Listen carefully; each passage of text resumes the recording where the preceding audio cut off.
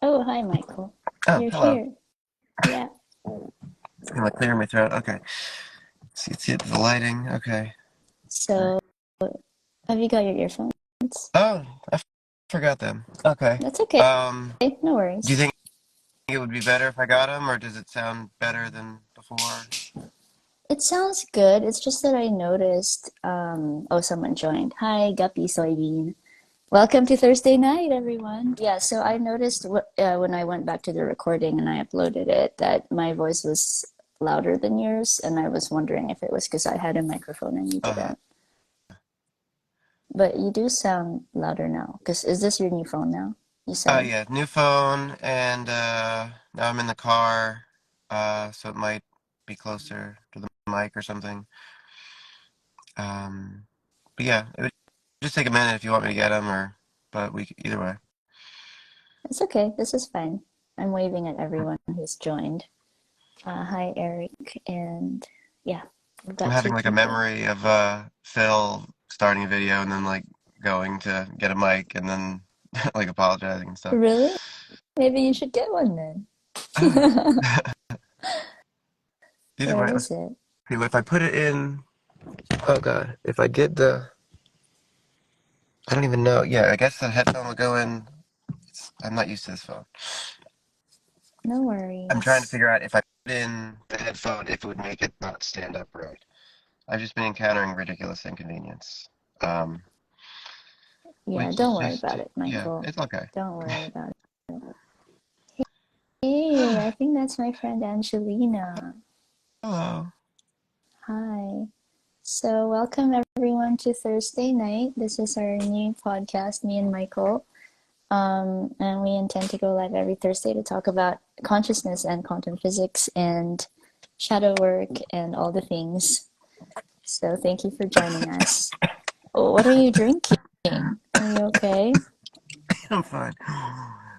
I'm just laughing at how overt Spirit has been with challenging me to get comfortable and being awkward and stuff, and the inconvenience. It's just laugh. My life is a joke at this point because every single thing that happens to me, I know there's no accidents or coincidences, so I'm able to interpret every single moment when I'm aligned. Like not all the time because that would be overbearing to like be that aware, but in my flow states, it's just comical at this point how I can just observe spirit manipulating my voice or doing something to just show me where I'm holding attachment to something or judgment or I could be more present.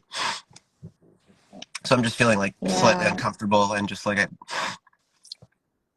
yeah, I'm just trying to like drink without choking.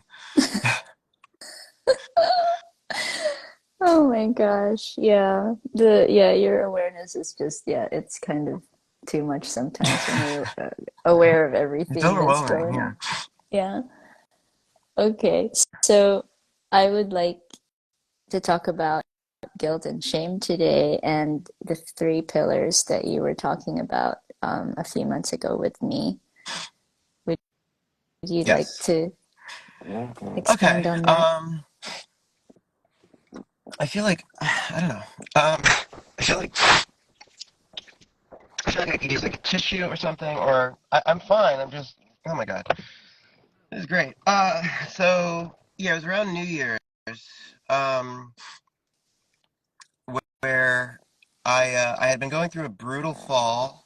I cried about 300 times, probably in October, November, and December. Now, in retrospect, I'm realizing I was going through something unique, like some sort of metamorphosis energetically. And there was another couple hundred cries, probably January, February, March, and then like another 100 in April. So it's probably like 500 in like a 7 months or 8 month stretch. Um, like two a day averaging. So anyway, so New Year's though, and I was like rock bottom around December 26th. My mom had a TIA mini stroke. And December 27th was like absolute rock bottom where I was just absolutely just hysterical and a mess and like just I mean I was suicidal like off and on throughout the fall and the winter. Almost like and it's rigged also, and my soul is, oh my God, it's a lot to explain, but I could actually now observe that the soul, like, okay, so I had a kundalini awakening in July. I'm getting to what you asked. Um, in July last year, and then I've cried about 500 times since then. So, what am I trying to say? Oh my God. So,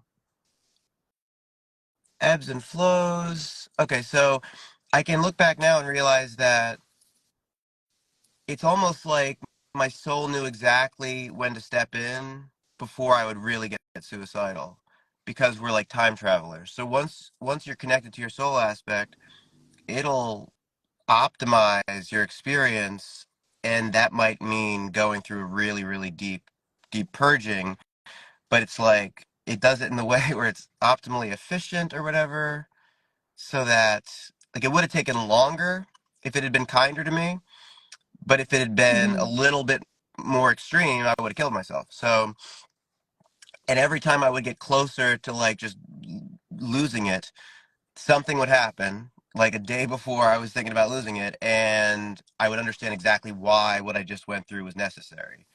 And I'd be like, oh, and then I would go up a level, or I'd have a big cry. I'd be crying just in general a lot, but then I would cross some barrier where I went back into a relative flow state. Anyway, so Breakdown to breakthrough. yeah, so but it was mostly just brutal for October, November, December, and I wasn't that connected with spirit. I wasn't anywhere near as aware as I was in July, August, and September, when I was very peaceful and enlightened already, but I didn't realize there was all this deep past life trauma and stuff to clean up still. And that was the worst. So then at New Year's Eve, I got really miraculous downloads in the morning, that was basically inviting me to the game of life. Like, you have awakened now enough, you've cleaned out enough shadow, you can now interact with why you're here as a human, Mm. um, as if it's like an interactive video game, basically. Like Dolores Cannon was showing me how it works, basically. I was having these visions. I think it was that day. And And then it was around then, New Year's Eve, New Year's Day, somewhere in there, that she was telling me about the three pillars of separation consciousness. I think it was her, um, as they called it. And it was basically saying doubt, shame, and fear are all matrix programming, corrupt, intentionally illogical constructs that are programmed into our subconscious mind deeply through popular culture. And it's all so, it runs so deeply that even all the people that we want to be mad at and think are evil, they're pretty much slaves to it too. Mm. Everybody is sort of controlled by somebody above them, and if anyone we think is bad really knew how to be free, like, all of us would be in harmony. And I mean, yeah. So the judgment, we think it's okay to judge who the people that we agree with judge or something, and it's really all just weighing us all down. Yes. But with doubt, shame, and fear, I was basically getting to a point of logical awareness where I'm recognizing that we're infinite and eternal, that we're energy that cannot be destroyed per physics. So, and that the universe, the quantum field, is infinite, and exists in all these different forms and frequencies, and experience different plays and everything. So when we're human, we're experiencing such a dense reality that, and we are, from that perspective, we can't hold the other things that we are, because we've chosen to have amnesia to how all this works, and we're in the denser vibrations, closer to fear and shame and these things that don't exist in most everywhere else in the universe. So it's like consciousness wanted to practice carrying different things that are really dense to see how they felt, and then they just had to manifest in the physical as things that we have now labeled as the really bad things that we want to avoid experiencing. Deeply realize that we're infinite and eternal, and that that we're like superheroes and we're gods and goddesses dreaming that we're mere mortals just to experience this and to suffer relatively to eventually come back to the light and remember and then have outrageous appreciation and gratitude because we spent a bunch of time thinking that we were that that existence was just really hard when it's mostly just beautiful. um so I'm saying with the doubt part, like limitation, you get to a point where you realize there's no limits at all. We're just experiencing a more difficult dimension at the moment that feels limited. um and then with shame, we're all one being quantum mechanically from the highest perspective. So we're all like scientifically equal parts of the whole. And we're just trying on different costumes basically as consciousness, as like scientists that are curiously exploring different experiences.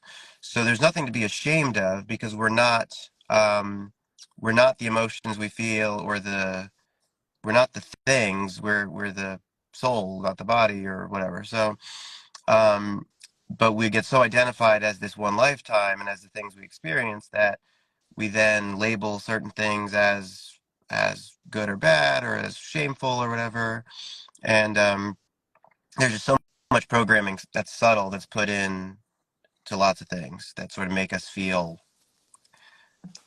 in self-judgment of things that it doesn't make sense for us to judge, like our bodies or sexuality or um, things we feel or things we do, ways we operate that are more common or just part of the natural human experience. And then with fear, there's nothing to fear but fear itself. And because, again, we're immortal, um, and we're just so badass that we choose to experience all this craziness as humans, because we've experienced everything. We've been around forever. We'll be around forever. Um, and so doubt, shame, and fear, like anytime we're believing in any of them, we're we're just not at a level of awareness where we recognize that it's illogical.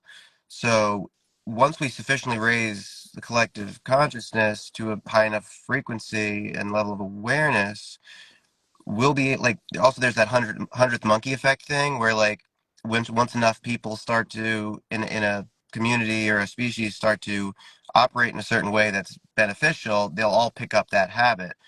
And I think we're getting closer and closer to where enough humans are awake enough to start to have logical awareness to where we can start to, believe it or not, actually transcend the entire constructs of doubt, shame, and fear before too long.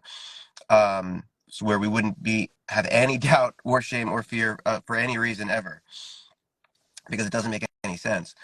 Um, And when we're programmed to believe in them, they weigh us down and tether us to the third dimensional matrix, or whatever you want to call it. And yeah, so when we're believing in our limitations, we're creating separation. So it's like that's the main thing that those three sort of serve to separate us from our true self and remembrance of our worth and our safety and stuff. So, and then we become putty in their hands in terms of being consumers when they can shame us or scare us into operating in a way that benefits them or creates unconsciously in the direction that they want to sort of guide us through trends and popular culture. And we're just sort of, once we're all to this level of unconsciousness, we all sort of go in that direction, and follow the herd. And so, yeah, that's sort of why I was praying for the pandemic for many years, because I knew that it was scheduled for 2020.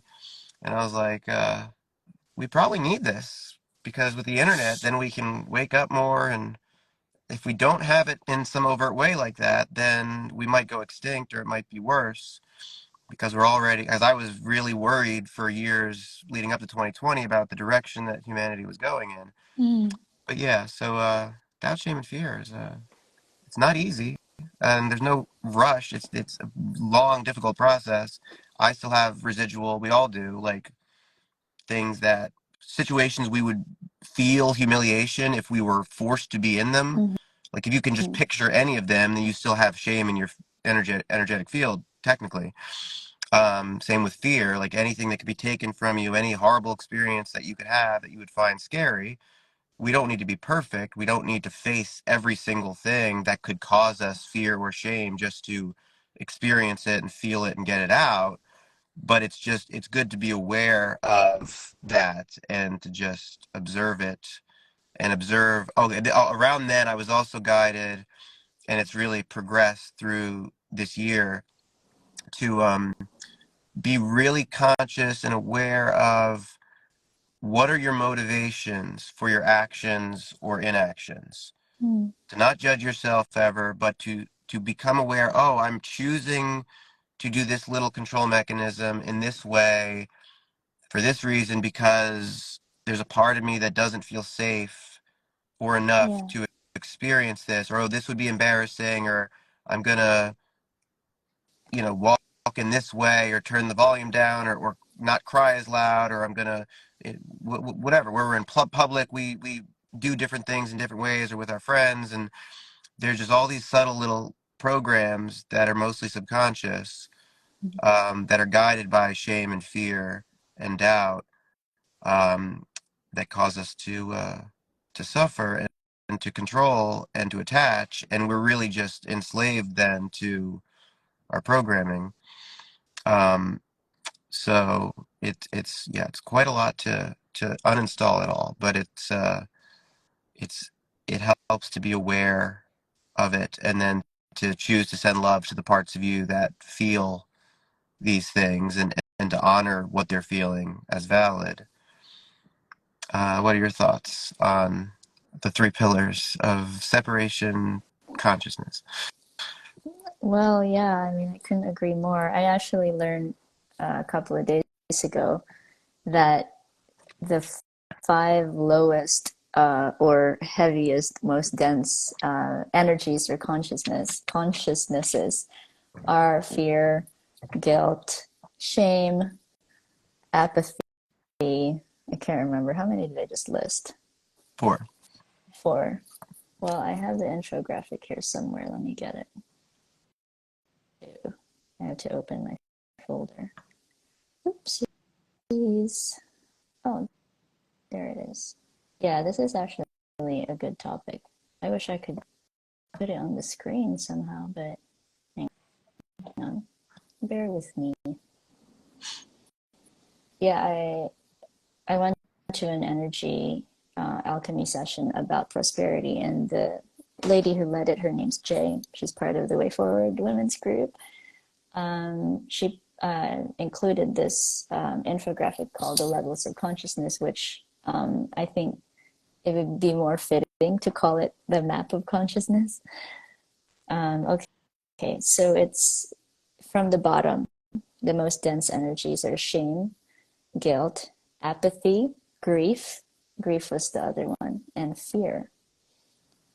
And yeah, so that's just useful to me to see like that it's, you know, I Yeah, think I told you this, like no wonder it feels so heavy. Those things feel so heavy. And there's mhm. no judgment really. Like if you still feel those things, it's not good or bad. You Right, know, we all came here on our own choice, our own agency. Like nobody, we're not victims. Nobody like put us here against our will, and we came here to experience that. And the third dimension is the lowest dimension where we are able to experience polarity and duality, and when we're able to experience these emotions that I just mentioned, and we can look at it as like, yeah, that causes suffering, but also it causes a lot of growth, and yeah, just like what you were saying, it serves a purpose of us being able to appreciate the opposites of those things. yeah, um and and yeah, and it was showing like kind of what sort of energies belong in the third dimension and in which energies belong in the fourth and the fifth and higher. And I mean, it's kind of like a simplistic way to look at it. I can post it later too when I publish this episode. But I just find it helpful to kind of see it visually, even though it's kind of a simple way to put it, because, you know, how do I say this? If you, yeah, I think what I'm trying to say is there's no judgment in the higher dimensions or the higher realms. There's no such thing as judgment. And so, you know, all of these emotions, they're not good or bad, and all of the dimensions are not good or bad, and none of them are better or worse than the other. Just like no, human being or no soul or any kind of being is worse or better than the other. It's all just like a level playing field, and it's just all about what we choose to experience. Hmm. Yeah, that's what I have to say about that. But yeah, you're right. The pillars, they are holding us back. If we do choose to have that experience of Yeah. transcending or ascending, you from like a lower uh, level of consciousness to a higher one, which a lot of us have chosen to do that. And a lot of us came here to have that experience. And once you are, once you've sort of accessed, for lack of a better word, a higher dimension, then you can, drop back down to lower ones with more awareness and to experience it in such a way that you can be the observer and you're not like drowning in it Hmm. unconsciously as if it's like, you're in victim consciousness. It's just you're able to experience it in a way that, yes, I understand now that this is, serving my evolution. Hmm. Yeah. Beautiful. I love that. And it's really interesting as I'm listening to you talk and observing. It's really trippy. It's so subtle, but I'm actually like seeing Michelle in some of just your mannerisms, and Really? like there's little subtle. It's weird because it's like you don't look similar and have like different ethnicity and everything, but there's something, so I don't know how to, it's so hard to explain, but it's like little things that feel familiar in the eyes or in the way you're looking or the way you're like explaining something. It's just really Wow. interesting. And I'm like Wow. reminded of that Michael Jackson video that was probably when I was very little, maybe early 90s or something, where like the faces would um morph from one person to another person. It was like different races and genders, and it was like I don't know if it was saying we were all one or whatever, but it was. I really should listen to more Michael Jackson music because I'm not as familiar because a lot of it was when I was very little or before my time. And I know my Yeah. sisters liked him when they were little, and yeah, and I actually had an experience back in September where very trippy and overwhelming at the time, where I had basically, I was in the hospital for 33 days, of course, 33, in July and August. And then I was back home. We moved to a rental. But I was in deep peace from August and then the first half of September. And I had been off of weed for like 51 days or so. I was smoking a lot before the hospital in mid-July when I and June and stuff when I was connecting with Dolores originally and feeling um it was I was feeling having miracles happen. It was beautiful, but it was also it was overwhelming at times. So the weed could be very much a double-edged sword. But it's a tool and it's really profound and beautiful overall, and it's helped me a lot the last few years. So I tried it again on September 12th or somewhere in there, and I didn't do much, or it was fine, or it was whatever. But then the next night, I did a little more of Super Lemon Haze, which is the kind, and that was not the first kind I should have tried going back to it, because that was the kind I did on my walk, where I Oh, think I want to tell that story actually probably in 2 weeks. Um, about, Oh, walking on water, walking in the middle of the street, because God okay. forced me to barefoot, my feet would burn if I left the yellow line. So yeah, it's a crazy story. And this drive where I was basically forced to drive down Ocean Avenue for a half hour. I shouldn't have smoked right before this drive, but there's no accidents, and I was driving safely, but F the it was shoulds, Michael. what, what, F the shoulds. yeah, do the once. But yeah, it was very overwhelming to experience. It was basically I was forced to listen to an argument between Dolores, God, and Jesus about their shadow and whose fault it was more about why everything's so messed up, basically. And Michael was just, I was like the observer, and Michael was just horrified by this experience. And then they made me lock my keys in the Traumatized. car when I got home. Oh my God. I recorded my first reel, my first spiritual reel ever. I posted it probably first week of September eventually, but I recorded it like July 17th, 18th.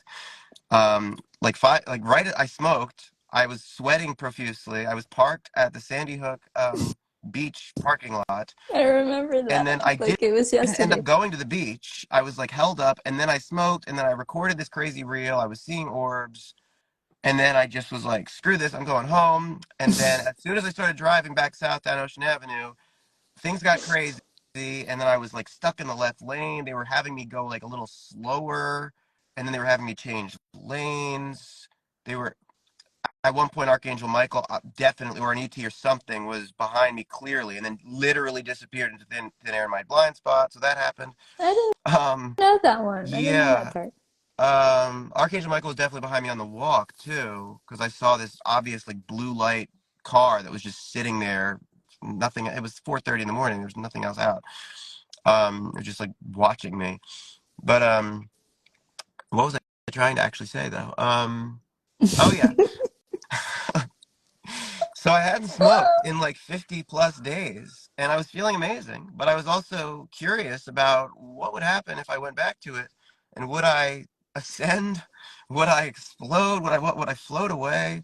It was just really, it was confusing. Around this time, in September, so I smoked this the night after I So, tried it again a little carefully.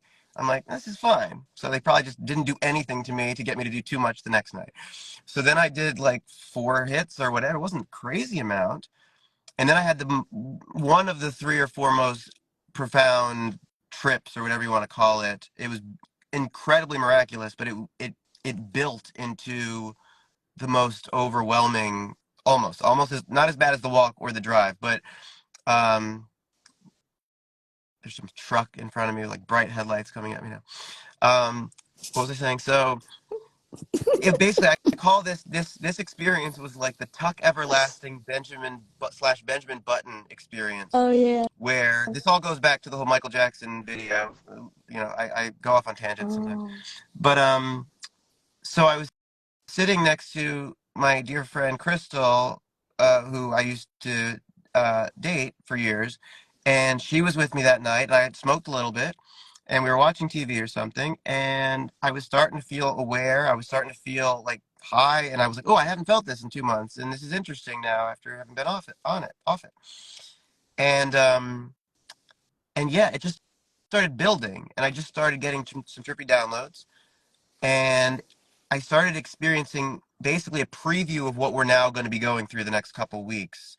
Um, Especially the most enlightened people who are floating in the clouds at this point, and getting closer and closer to abundance and living their dreams. I was basically shown a time lapse of this last year, how it's going to, leading up to the flash, our dream life and our waking life is literally going to blend to where it basically works like the physics of Inception, which that movie is really cool, but it's really like in our face, I think, mocking us that this is how we mind control you. This is how we plant seeds in your subconscious mind. You are in the deepest level of a dream right now, God's dream, where the time dilation leads to you experiencing time, and you live this decades and decades. You don't think you can manifest because things happen in such slow motion down there. And then when we fall asleep, we're dreaming, and that is technically a higher level of vibration and awareness, where we're technically more awake relatively. So we live in a truly inverted, upside down reality, where everything is gearing us to go deeper into to the darkness. And when you go closer to the light, it gets really trippy because dreamland and heaven are just the fifth dimension, and they're sort of one and the same. And it ties into our imagination and our our dreams, like our goals, like our the way what we think of as our figurative dreams and our literal dreams. They eventually blend, basically. Um, and then we use our imagination to sort of set intentions and have a sense of what we really want to create and what our inner child always dreamed of or whatever. So what am I trying to say? So I saw this time lapse sort of experience where Crystal basically aged backwards from 30 something to gradually back. Like I saw this vision of her turning back into the 13-year-old girl that I was in love with when I was 13. And it was like so trippy. I was like seeing us age backwards into eventually being in this heaven on earth experience, like Tuck Everlasting, where we're 13 and we then like live happily ever after together eventually. So this is, and she's not even my soulmate for this particular incarnation. This is more an experience. We had a karmic relationship. We we have such deep love and respect for each other, but we knew we weren't meant to be together romantically forever. And she's healed dramatically, and she's doing well now, and has met somebody, and I'm really happy for her. So I expect great things for her now. And then basically we go through the flash, and then we gradually transcend time. Things get trippier and trippier.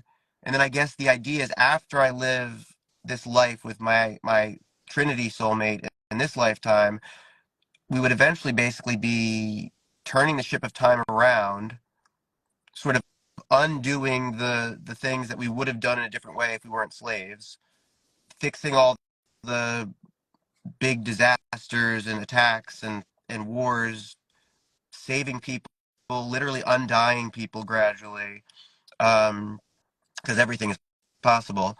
Um, and then after we're done with all that, eventually I'd have like my Billy Madison years would be like when I'd be like late 50s, or from the perspective of when we were born. This is going to be getting to be around like 2050, but by the time we get to the 2040s, we're not going to be measuring time anymore, and we're not going to be going forward in it anymore. So by the time we get to the end, which I was told is like 3 March 20th, the equinox in 2050, it would basically be like we're the last 5 years. I'm going back through my teens, going to high school finally after being blocked from going when I was growing up, with illness and grief and stuff. And then I would basically we'd like undo 9/11, and then which I was in eighth grade for, and then I'd pretty much maybe the last few months go back through seventh grade, be 13 again, as I'm like 61 or whatever, 62 or whatever at that point, and then me and that girl as Crystal's soul or whatever. Like they were telling me on the walk that she was a very similar sort of bubbly personality. And there's a little bit of a resemblance where I'm like, oh, that'd be interesting if she morphed back into this girl eventually. Um, so that was a very trippy experience. And it got overbearing, like where I was like, it was too much. And I started to have a panic attack because I just was not used to the weed. And it was super lemon haze, which is very psychedelic. And sometimes God just grabs you when you're on a high dose of plant medicine. Um, and I was actually guided to take Xanax to not ascend in that experience too.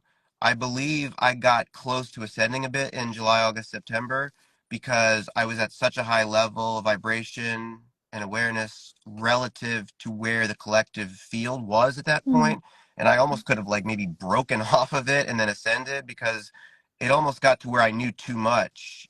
Back then, I was scared to tell like Alec and other people about my experiences because I was truly worried that I would accidentally cause them to know too much and ascend and like leave Was their this families behind. was this the time that you were seeing code in your visual field? Uh, yeah, yeah. There were those moments where I got to the highest vibration.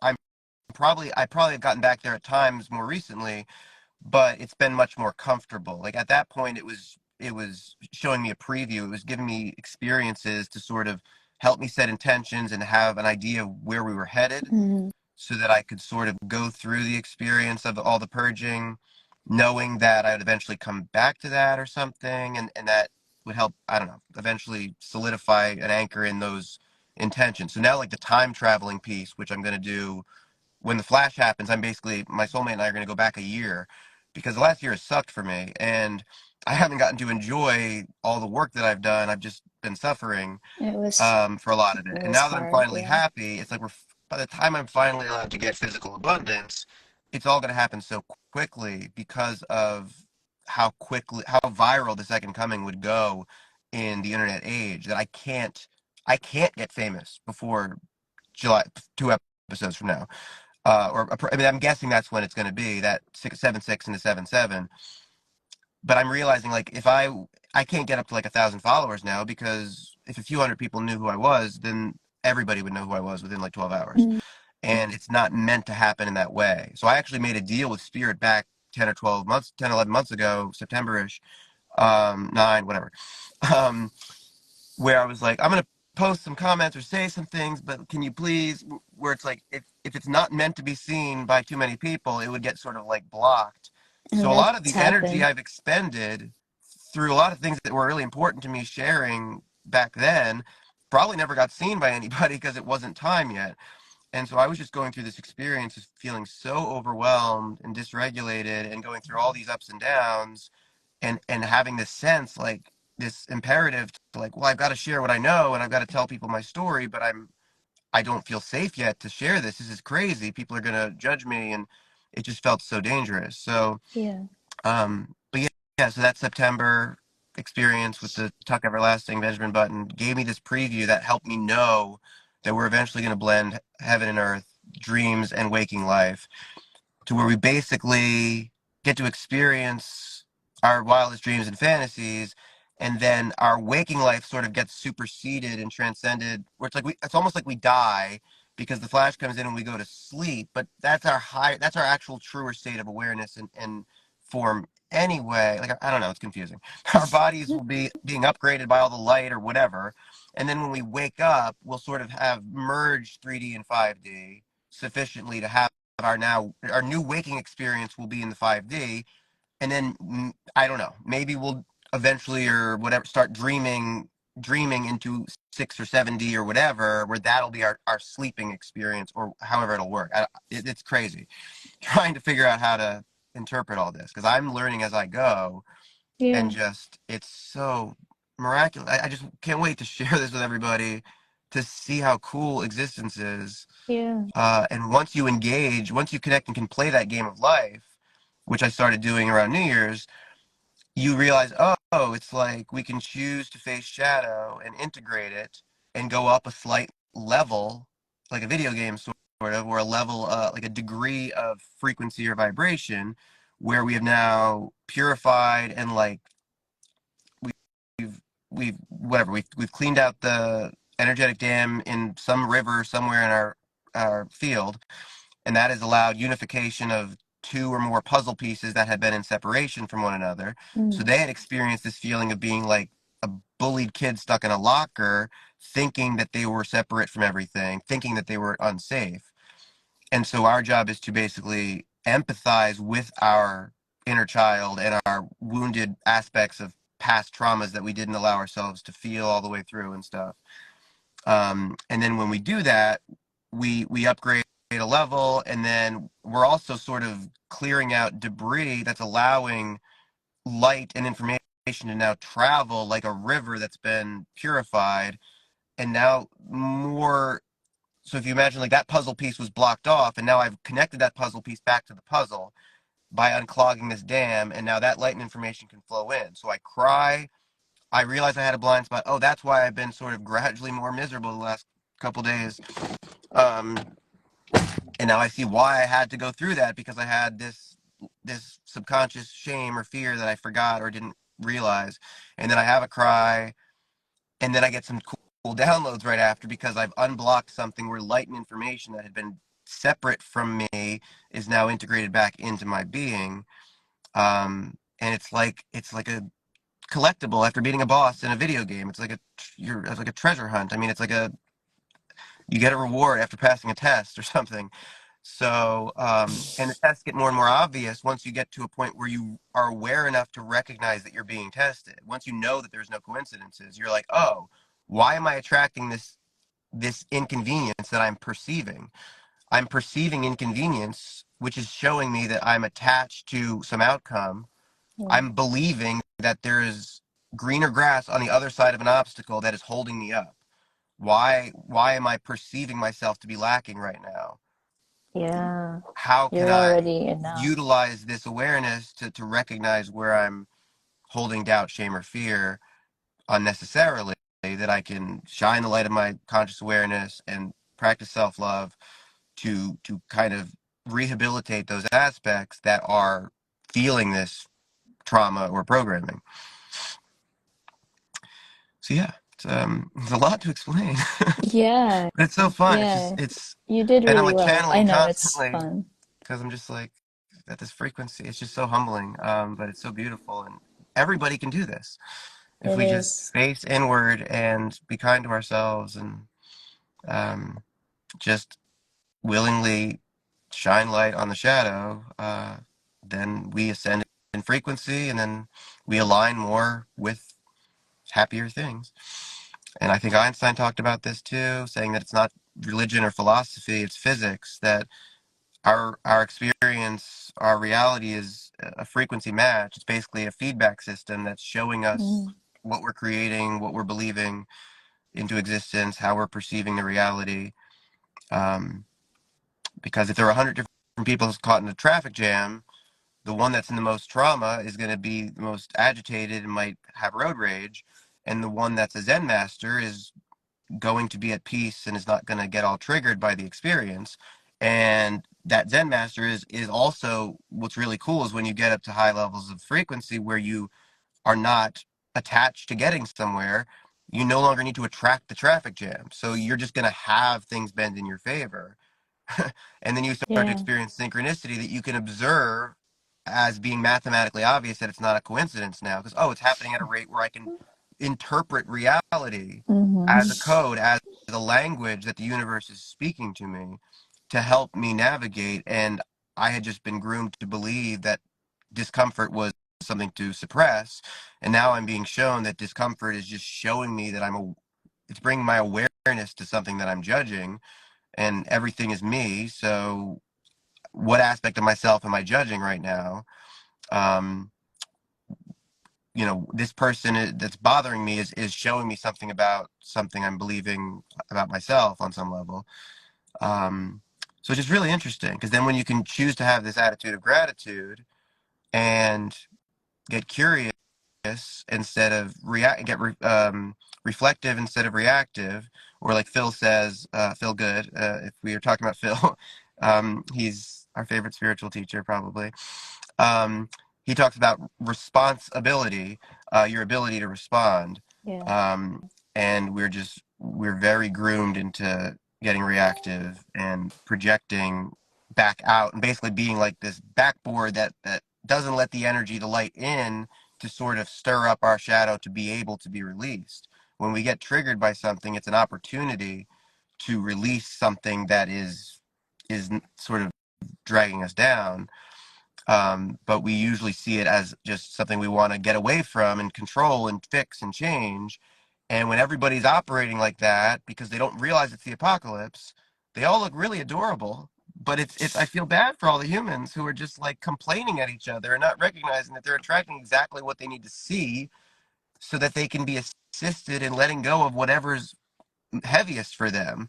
They're experiencing the pain of it all, or the disease, or whatever, where they're getting sick, or they're getting tired, or they're getting held up or inconvenienced, and everything's going against them, to show them that they're in all this resistance and in all this control and self judgment, and we're not meant to be in control, and we're basically being taken through this washing machine.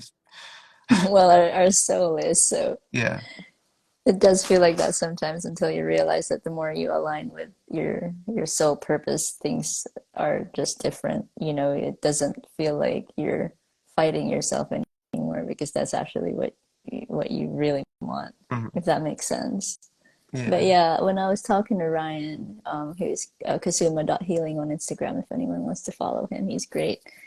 You were saying that like when things trigger you, it's an opportunity for you to see something that maybe was on your blind spot or things that you might have to look at or release. But also on the other side of that, because something I've had a few events recently in my life where something potentially triggering had happened, but I was just really calm and peaceful and solid about it, and I didn't feel triggered, and I wasn't reactive, even though it was still slightly uncomfortable. But it I have gratitude for that. Well, not Michael, Brian was saying that you know you could kind of look at that circumstance or that event as like, wow, thank you so much for, or that person for showing me that I've come so far, that this doesn't trigger me anymore, and that I've resolved that within myself. So that's kind of the other side of like everything, being a mirror or reflection. Mhm. And yeah, you were just saying that's like a feedback Yeah. system. Yeah. Like Yeah. when you get to closer to the top of the mountain, you look back at all the craziness on the lower parts of it where you were getting stuck in like dead ends and going off cliffs and stuff, and you realize why you needed to experience what you did. And then I think people would just be shocked to realize that literally every single quote bad thing that's happened to us ever, we will eventually have gratitude for at higher levels of awareness. We will eventually know exactly why it had to happen. So realistically, we've had a lot less will than we thought we had. We had the illusion of free will, Yeah. and we have choice, we have freedom, but it's sort of within these confines of some macro dynamics, like what the sun is doing in the astrology. So there's no accidents, and it's also so I think of it as variable priced will. Hmm. Um, and I was basically told that this Neo character has the most expensive will because I was meant to be ridiculously held up throughout my life and have difficult circumstances, um, to eventually realize that I never needed to do anything to be enough as the love that I am, and that I was basically just judging all these things that I thought had to be wrong because the way I operated was the opposite of society. And it seems lazy from the outside because I'm just not. I don't. I just couldn't like force myself to be a slave to time and money and external seeking. Like I don't know. Just I don't know. Like I didn't know what I was gonna do for work or how. Like I had a sense that when this time came, I'm like, what's the point of like getting in debt and just going to do some job? Like they're eventually gonna try to kill everybody, and there's gonna have to be something that happens in the 2020s. So I might as well just like hang out and just eventually heal. And I don't know. I'm like, why did I come here? Like this, it's just such a weird thing for me to like have this weird sense of like, I don't know. I took a test in like ninth grade, about answering questions to see what you'd want to be when you grew up. And the end of the test it just said to me like, we can't tell you anything. You didn't give us any information that we can work with. I'm like, well, yeah, I don't want to work. That doesn't sound very attractive. I want to just Oh my be who I am and do gosh. what's fun. And why would we choose to like? I never understood why we're just I like, know, and the options they give you too. It's like, yeah, what the, yeah, I mean, those options don't even really exist. I mean, there's more options now, but it's kind of useless. I remember when I graduated from high school, and there were all these courses in college or university, and I looked at them all, and I'm like, I really don't want to do any of that. There's like nothing here that I'm even remotely interested yeah, in. And so I just took what my parents really wanted me to take. mm, And but yeah, it was all fine, really, but it's not what I'm doing today, you know. right, And yeah, but anyway, I wanted to go back to a few things. Oh yeah, you were saying like in December last year was when you hit rock bottom. And I do remember that, but I just kind of forgot that that was when it happened. Mm, And it's interesting to hear it again now because that was also a very brutal time for me at the end of last year. I don't know if you remember that, right. but that was when I was, facing my biggest fear, which was abandonment, and it had a lot to do with my self abandonment, and that was just my personal hell, and it was really one of the hardest things that I um experienced and worked through, but I had a lot of support from from the unseen. Mm, And but yeah, it's just interesting that we went through that at the same time. I do yeah. remember that, but I just yeah, it was just crazy to hear it back again now, and also what you were saying that after that happened, that was like a huge breakdown for me. And Mm, then when as the year turned into 2023, that's also what happened to me. What you were just saying about how you're you're like you can see now with new eyes that yeah, okay, I can play this game of life now, mm, and I've done enough to to be conscious enough about how this whole thing works. And that was also when we started, or our particular group of light workers. um it was just kind of like this huge activation of like, okay, we're ready now to step into our purpose and our mission, and to start doing more tangible things. And yeah. for me, one of those things was the podcast. And if that was just put right in front of me, like I never planned to have a podcast before, and I think I already told you this, but if that was presented to me even like just a couple of months before, or 6 months before, I would have been like, absolutely no way I'm doing that, because I was Mm, just not anywhere near that level, and like my confidence, or me like too. my my ability to speak what's true for me. And yeah, so it's crazy how everything is really about timing. And Mm, which is funny because time does not mm, really exist, but you know what I mean. I mean, it yeah. does in this dimension, but um yeah, it's really crazy to look back on what we've been through, the parallels of that. And the other thing I wanted to go back to was Michelle, because you were talking about her earlier. And for the people who joined after Michael had mentioned her, he said that because I was explaining something on video, and Michael and I have only really spoken on video 3 times. This is the third time. We've spoken a lot on Instagram chat and also on the phone. But he said that it was trippy because he saw Michelle in how I was talking. And so I thought I should probably ask you to explain to people who Michelle is, or I can, Yeah. if you like. Either way, she's my late sister. She committed suicide in 2005 in February 21st. When she was 32 and I was 17. Um, she had severe depression.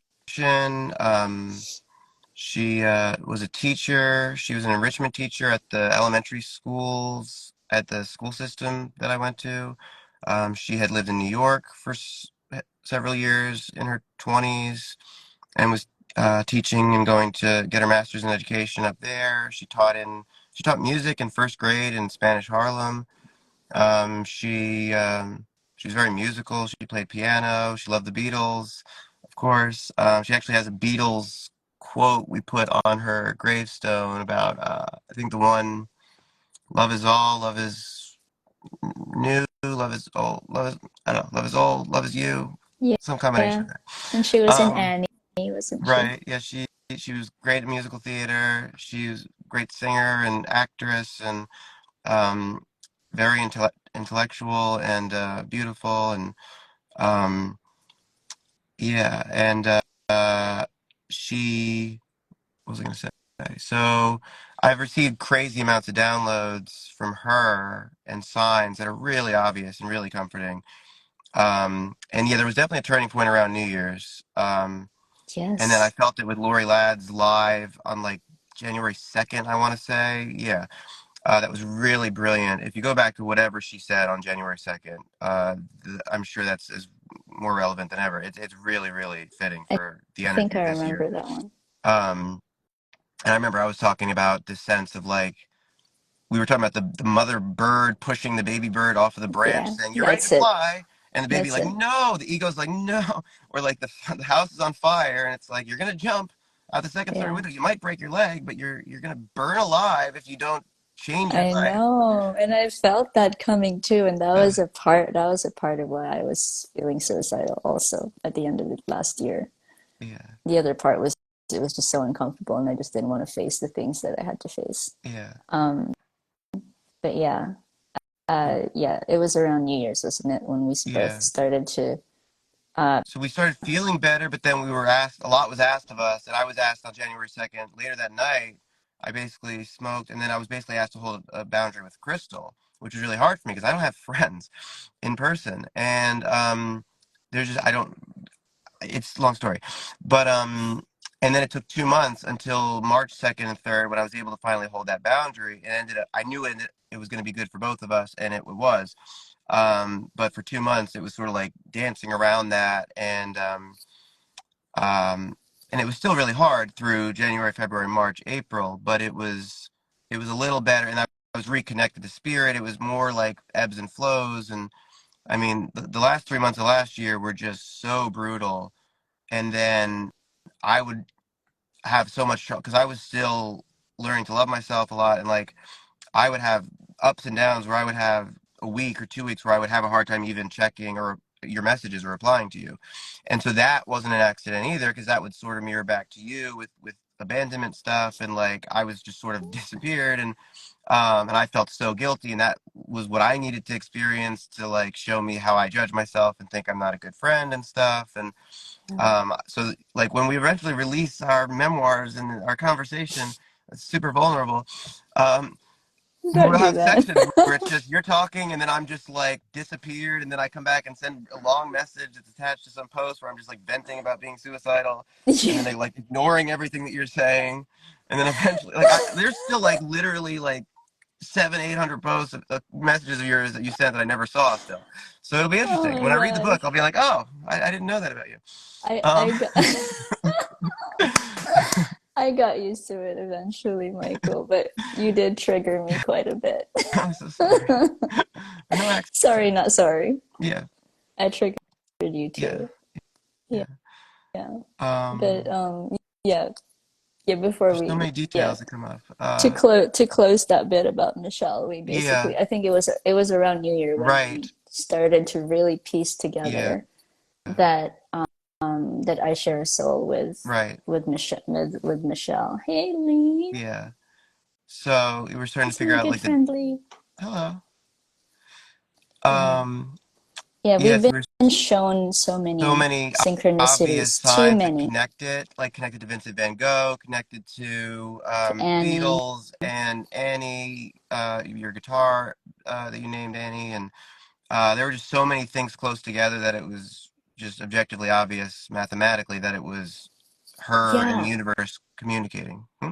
and the cherry on top was that yeah, that was really like holy shit. That video that TJ had posted about his brother, Right. and I tried to find it for you because his brother was in Broadway. He was in Les Miserables. Yes. And his brother also passed away really young, like in his 30s, I think. Yeah, he and his And yeah, brother were so 32 and 28, just like my sisters were when Michelle committed suicide. No wow, yeah, coincidences. I yes. So I'm trying to yeah, connect with him because of soul connections and stuff, and there was stuff with him and Alec having a falling out, and it's been hard for me because I love them both like brothers. They both felt like the brothers I never had for months before I knew they knew each other. So I've put all these puzzle pieces together to like remember these connections. Like him and Lori Ladd were close and did 4 Hour Lives together, and then yeah, I don't want to talk too much about that until I connect with him, or it's difficult because like everybody is where they are, and you know, so I just felt bad that there was any you know friction between some soul family members of mine and stuff, but I feel like everything's sort of coming together now, where we'll all find peace and reconnect when we're meant to. Um, but so yeah, with Michelle, Yeah, what's his name? Taylor. Taylor is Taylor, TJ's brother who yeah. passed away So years yeah, ago. Taylor was And the younger brother. So Taylor was 28 when TJ was 32, and Melissa was 28, my living sister, when Michelle was 32. yeah, and the video that TJ happened to post of his brother was a very short clip where his brother was singing during Les Miserables. It was Mm, like right. like a 10-second clip, and it Hmm. just happened to Happened be to that have, part that Taylor was singing, and he said the word Michelle. He sang the yeah, word Michelle, yeah, and we were just like, okay, yeah, we yeah, get it now. yeah, yeah. And there's just dozens and dozens of those things that happen for us, hundreds. Yeah, Um, and what was I gonna say? I don't know, but that's okay. yeah. So, oh, there was also, oh my God, there was also a thing in the Jason Mraz Geek in the Pink video around January 2nd, 3rd, where, oh my God, it's crazy. It was just so beautiful. Where I paused the video in the first 5 seconds and I noticed a billboard in the background right around when I got all these signs from Michelle. And it was from 2005, the same year she died, that he had this music video for Geek in the Pink, which is the song I had to sing on my walk, or else I was forced to walk backwards. My body was walking of its own volition. Crazy stuff. Um, so I saw this billboard for an ad for a movie, Just Like Heaven, with Reese Witherspoon, was coming out around that time. And we always thought that Michelle looked like Reese Witherspoon, and the movie is called Just Like Heaven, and it was so overt that it was a sign from her in that moment, right around when all this was happening. And we got signs connected to that song, I think, from, what's his name, Don McLean or something, with Oh, Vincent. Vincent, right, about Vincent Van Gogh, and the Beatles stuff and the puzzles. I got a Sergeant Pepper's puzzle that was glued together that Michelle had done when she was alive, and then we had it forever in like a pizza box. And then for this past Christmas, my sister and her boyfriend happened to um, have it framed and glued together. And this whole journey is connecting me to being John Lennon in a past life, and connecting to putting the puzzle pieces together of quantum entanglement and how we're all connected. Um, and uh, you were talking about something similar with a Yeah, puzzle you had gotten I in Van had Gogh. a I mean, it was just incredible, the number of things puzzle. connected to Yeah, all these things that Michelle loved. And um, so, yeah, we've learned a few different possible doppelgangers that you might have that are alive or from the past, or my soulmate in this. So we might have been soulmates in other lifetimes, and then and now my trinity in this lifetime is another one of your doppelgangers. So we're like in love basically as like best friends and siblings, and sort of romantic, but sort of like, it's just funny so because it's like, trippy, man. yeah, because we know we've had all these different experiences, and we're more identified sort of as a soul at this point. So we just have this unconditional love for each other, and this playfulness, because we know we've played different roles in each other's lives. Yeah, Um, I'm getting more memories coming into. cool. Yeah, We got to get you to talk to it's. my sister Melissa, because I know you're going to validate stuff for her and for each other, I and know. then I just she want to can, visit you. Michelle can give you little airdrops of information of things to say at the right moment, just naturally in the conversation, that are going to like blow her mind. And I'd like to see Yeah, her reaction to if she recognizes you at all in this video. It's so weird. I think she um, will. You know. yeah, Yeah, I really want to go and see you guys, but yeah, I don't. I'm not. I need. I'll talk to you about that over the phone because I'm just not sure about yeah, when anymore. yeah, I want to come in yeah, July to New Jersey, but I'll talk to you about that another time. Something's yeah. come up about that. But anyway, I should probably go soon so we can wrap up now if you're okay Okay, with that. that's fine. Um, and yeah, as usual, I'll ask you to sing something before we Okay. close. Um, I had a couple ideas earlier that came to me that I thought would be the possibilities. And then you mentioned when we were talking about gratitude and eventually seeing why things had to happen. And it made me think of Jason's song, Gratitude. It was also called They Shaped My Life. There's different versions of it. And this is the part where I just procrastinate and talk too much and don't sing. So, Yes. but I was also thinking about Michelle, because it's a Beatles song, no coincidence. Yep. Michelle, And I don't know it my great, and I don't belle. speak French, but so I was looking for the book before, so I might sing part of that one. And then the Jason song, I don't know how much time you have. 2 minutes of each song. You're fine. Okay. And then part of what was happening also was like observing myself sing and be all insecure about it, and then yeah, seeing my voice. I'm basically trying to work up to where Spirit wants me to be okay singing my like D game singing, so that I eventually can just be free enough to not feel I need to be in a good place. Because I've had a wildly like up and down voice throughout my life with hoarseness, and it's comical. Now I'm like, oh, there's no coincidence. Well, you've Okay, got 2 weeks. You've got Michelle. 2 weeks. Yeah. Um. Okay, what page? Um. Okay. This was so much easier a couple hours ago when I was singing it, and it was really fun. Um, You're fine. thank you. In 2 weeks' time, when I ask you to sing, you'll just start singing, Yeah, right? yeah. Um, All right. all right. All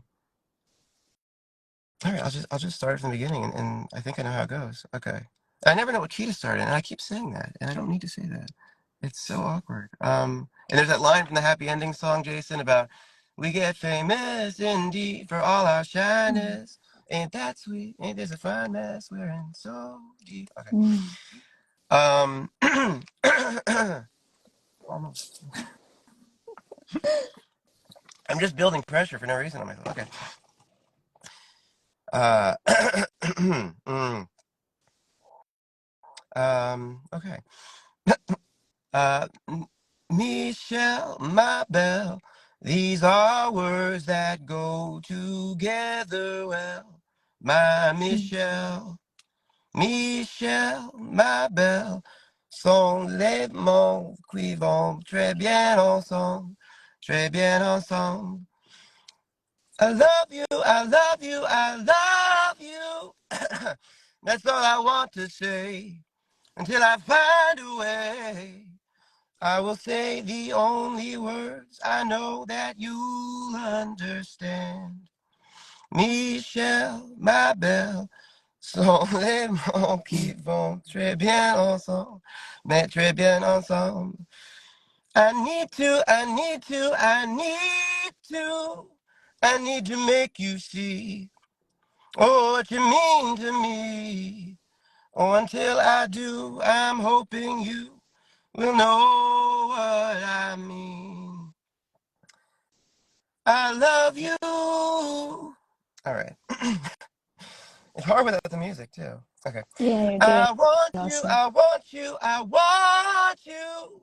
I think you know by now. Yeah, I'll get to you somehow. Oh, until I do, I'm telling you so you'll understand. My Michelle. All right, that's good enough. Um, That was awesome. thank you. Really good. Um, yes, I'm so excited to get to the point where I can like do it more naturally. Yeah, Um, oh, these that were was ad really good. interview. Cool. Okay. Yeah, yeah. Yeah, that reminds Just me of gonna another send you. interview of his I want to watch. That was really good. That has some good stuff. Um, okay, and then the other Jason song I was gonna sing a little bit. He has a new album coming out tomorrow, and it's his birthday. Um, Yay! he'll be 46. And the album is called Mystical, Magical, Rhythmical, Radical Tour. No, Ride. Very The fitting. tour might be called that. I don't know, but Ride. Um, so it's like MMRRR, and then I see him post that, and I think of the vaccine. Um, but yeah, it'll put a better, more positive spin on those letters. Oh, that's funny. Um, That's funny. I didn't get that. yeah, I that's didn't just get another that. cosmic joke. Yeah. There, that's a line from the song Disco Sun, and that song is one of a few different prophetic solar themed ones that he has. Um, and I don't know if I know all of it, but I'll sing part of it at least. Mm. Okay, it's so fun. Okay, okay, and it's really fitting. Okay. And I also do this where I like talk forever and I don't have anything to drink and I should have tea and like I'm always hoarse when oh my God, I keep judging myself. It's You crazy. got It's this. You fascinating to got observe though. this. It's just so interesting. Yeah. Yeah. How I'm like totally a different person when I know it's recording, but not quite. Anyway, okay, how does it start? Okay, if I can be, it's like I can use logic to sort of arrive more at a more present state.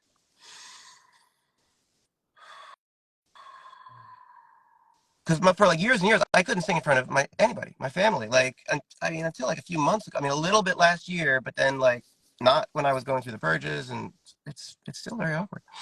But it's a lot easier now with my mom and sister, but or my mom, but Good. and my sister. But how does it start?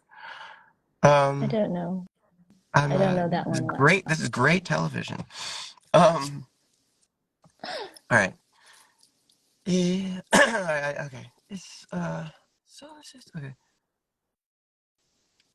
Maybe we'll start lower. Okay. Sorry. Let me Google it. Have you got the first line? It's solar systematics. Okay.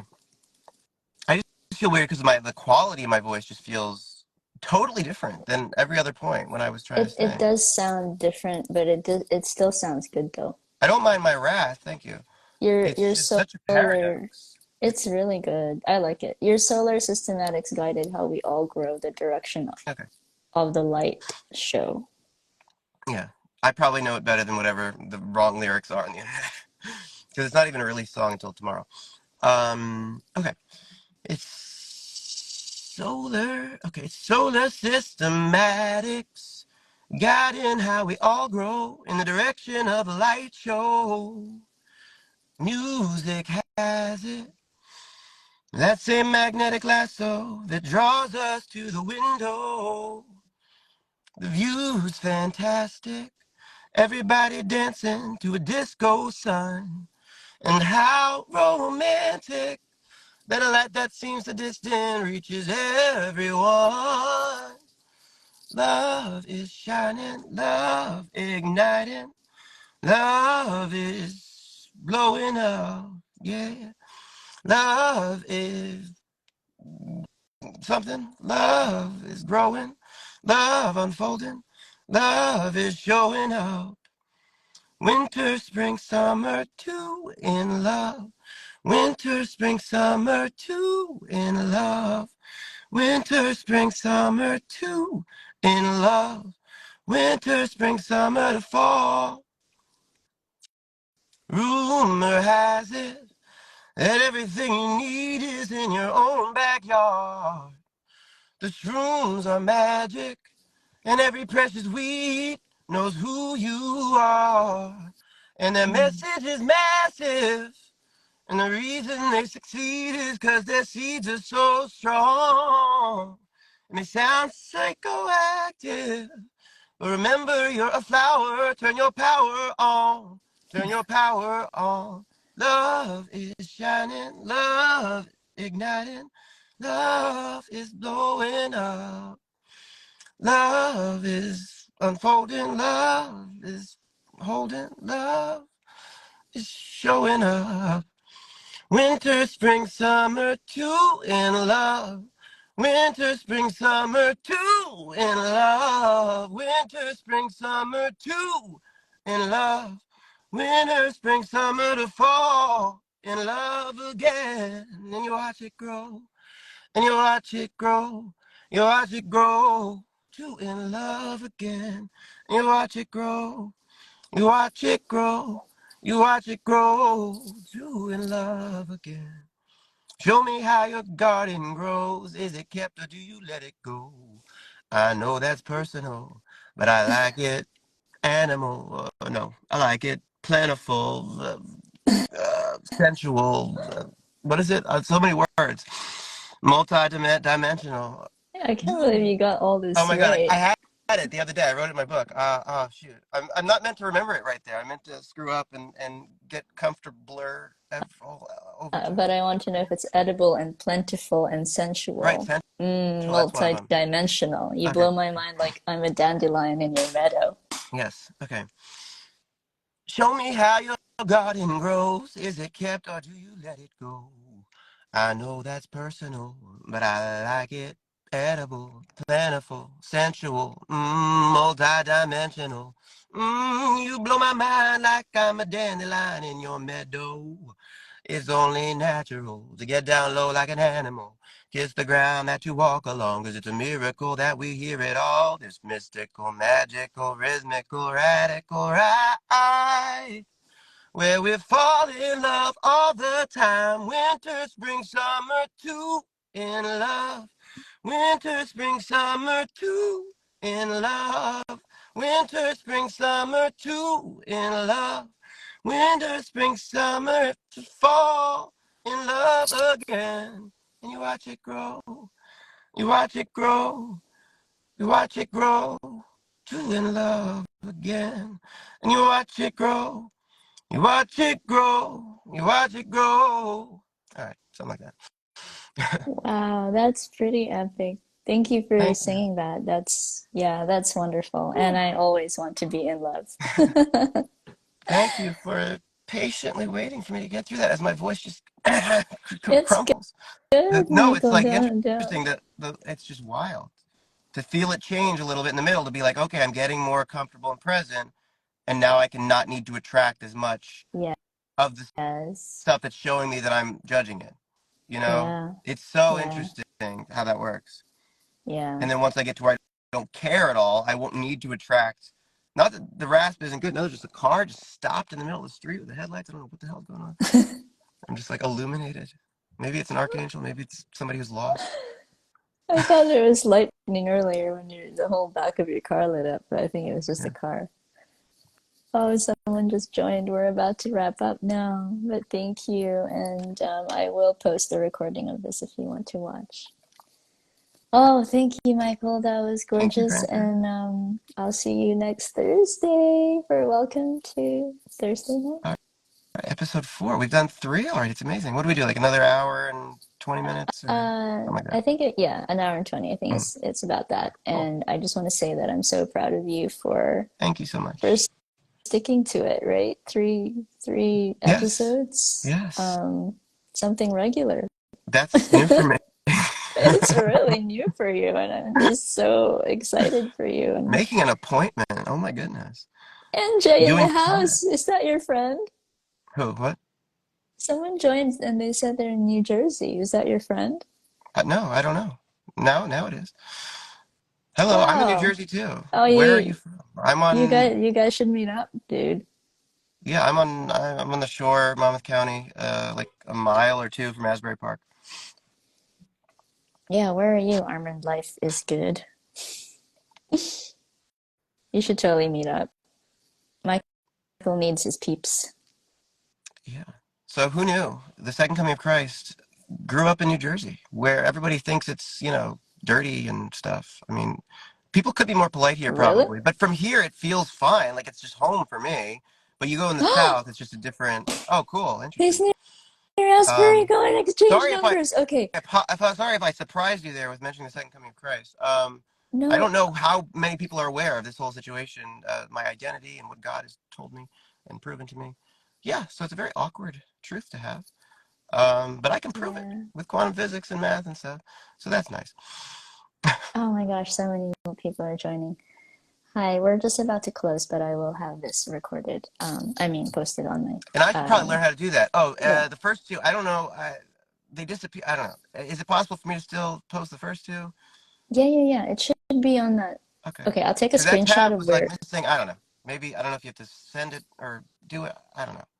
Maybe my uh, old phone, maybe I have a newer version. Oh my God. Of the, I don't know. I'll send you a whatever. screenshot. Because I I'll have some send you a problems. screenshot of where you can find it, but it's also going to be posted on our Spotify podcast. Welcome to Thursday Night. All the recordings will be there, and it's on YouTube as well. So yeah, thank you for joining in. I'm sorry that we're about to close now, but I need to get to my kids and say goodnight and all that. But yeah, thank you, Michael. You're Thank you. wonderful as always, and I always love talking with you. Me too. And we'll catch up. Likewise. We'll I catch up love soon. hearing what you were talking about with everything. Blur. We talked about a lot of it. Yeah, yeah. All I'm so right. happy for you. So yeah, can't wait to see you all next week. Yeah, good night, and we'll speak before then too, I hope. All right. Have a great night. See you later. Good night. Bye, everybody. Lots of love. Bye. Bye.